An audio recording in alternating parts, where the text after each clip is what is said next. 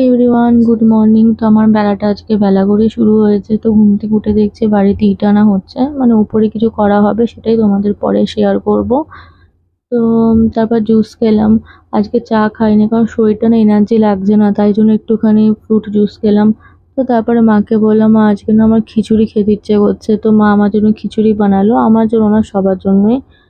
তো আমার শরীরটা কিরকম আজকে না, মানে উইকনেস লাগছে, শরীরটা না খুব একটা ভালো লাগছে না, এনার্জি লাগছে না, যা গরম পড়েছে, অর্ধেক এনার্জি চলেই যাচ্ছে। সব সময় তো এসিতে থাকা উচিতও না। মানে যখন আমি প্রচুর এসিতে থাকি, তো যখন বাইরে বেরোই না, আমার শরীর এত অস্থির দেয়, এত ঘেমে যাই, যে কারণের জন্য না মানে খুবই প্রবলেম হয়। আর যেহেতু আমার মাইগ্রেন আছে, যে কারণের জন্য মানে মাথা খুব ঘামে। এই কারণেই হয়তো শরীরটা আজকে উইকনেস লাগছে। তো যাই হোক, খিচুড়িটা আমি খাচ্ছি, যেহেতু আমি কোনোদিনও খিচুড়ির কথা মাকে বলি না, তো মা শুনে অবাক।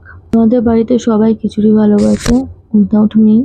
তো তারপরে ছাদে এলাম, দেখো এই গোলাপ গাছে গোলাপটা ফাইনালি ফুটলো, হলুদ আর সাদার মধ্যে। তো ওটাই মানে মা বলছিল শরীর খারাপ, অত রোদ্দুরের মধ্যে ছাদে যাস না, তাও গেলাম।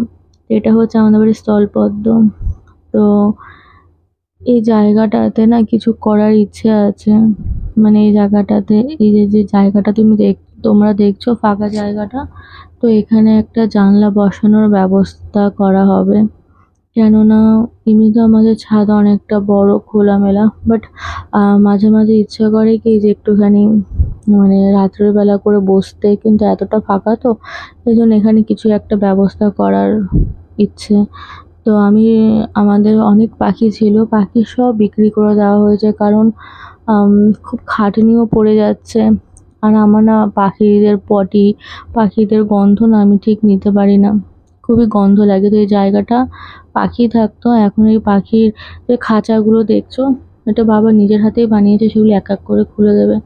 তো এই গাছগুলো দেখছো, আমি তোমাদেরকে বলেছিলাম না যে আমি গাছগুলো পেট্রোল পাম্প থেকে নিয়ে এসেছি যখন তেল ভরতে যাই, তো এবারও তাই করেছি।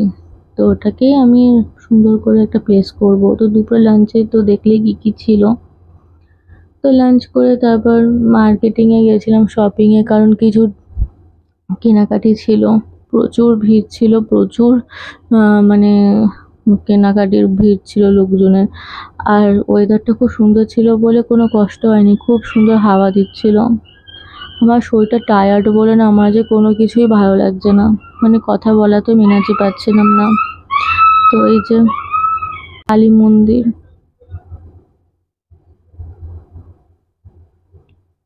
তো তারপরে মাকে বললাম এগরোল খাবো, তো এগরোল মা কিনে দিচ্ছিল, এত ভিড় ছিল কি যে আমি দূরে দাঁড়িয়েছিলাম।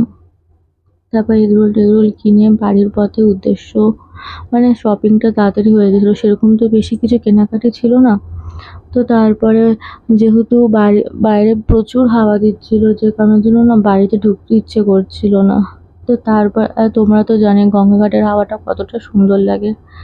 তো তারপর বাড়ি না গিয়ে গঙ্গা ঘাটে গেলাম, অনেকক্ষণ বসলাম। বেশ এত সুন্দর হাওয়া দিচ্ছিল না, মনে হচ্ছিল কি ওখানে শুয়ে পড়ি, এতটা আরাম লাগছিল যে আরামটা মানে এসির হাওয়া ফ্যানের হাওয়াকে হার মানাচ্ছিল। প্রকৃতির হাওয়া এতটা সুন্দর ঠান্ডা হেব্বি লাগছিল। তারপর অনেকটা রাত হয়ে যাচ্ছিল, প্রায় 10:30 বেজে যাচ্ছিল, তাই জন্য বাড়ির পথে রওনা দিলাম। বাড়িতে যাব কারণ রাতও তো হয়ে যাচ্ছিল। তো বাড়িতে এসে এই যে এগরোলটা কিনেছিলাম, এগরোলটা খেলাম। তারপরে না আমার আর কোনো কিছুই খেতে ইচ্ছে করছিল না। তো বাইরে ফুচকা খেয়েছি, সেটা তোমাদের কাছে শেয়ার করতে পারিনি। তো এগরোলটা খেলাম, এটাই হচ্ছে আমার ডিনার। আমার খিদেটা পাচ্ছিলই না, নইলে আমি খেয়ে নিতাম। তো একটা আমি না ফোনের কভার কিনলাম, তো কেমন হয়েছে আমাকে জানিও। আমার ফোনের কভার আরও আছে, বাট এটা একটু বেশি সুন্দর লাগলো। তারপরে এই যে আমাদের পাড়ার এর কুকুরটা খুবই সুন্দর, খুবই মিষ্টি, দেখলে ছুটে আসে, মানে এরকম একটা ভালোবাসা যে দেখলে আনন্দে ছুটে আসে, লাফালাফি করে, এটা দেখতে খুব ভালো লাগে। তো আজকে আমার ভিডিওটা আমি এখানে এন্ড করছি। আমি যা করি টুকিটাকি সেটাই তোমাদের কাছে শেয়ার করি। তো আমার ভিডিও ভালো লাগলে like comment share and subscribe করে পাশে থেকো। তো গরমে সুস্থ থেকো, ভালো থেকো, নিজের আর পরিবারের যত্ন রেখো। দেখা হচ্ছে পরের ব্লগে। Thank you, good night.